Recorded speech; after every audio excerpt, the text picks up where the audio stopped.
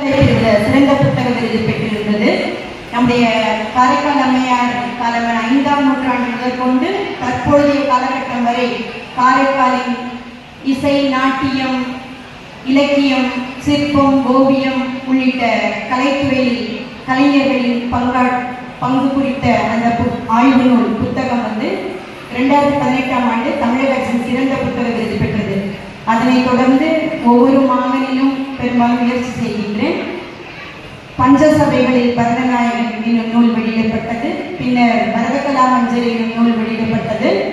அதனைத் தொடர்ந்து சென்ற வருடம் மாங்கனி திருவிழாவில் நான் எழுதிய சப்த தாண்டவ தலங்கள் என்னும் நூல் இப்பொழுது தமிழக அரசின் இயலிசை நாடக மன்றத்தில் பதிப்பிற்கான ரூபாய் 2 லட்சத்திற்கான பரிசு பெற்றுள்ளது என்பதையும் இந்த தருணத்தில் மிக மகிழ்ச்சியுடன் தெரிவித்துக் கொள்கின்றேன்.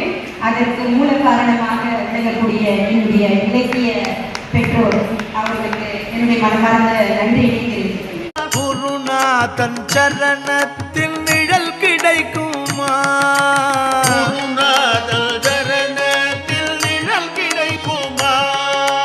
குருநாதன் சரண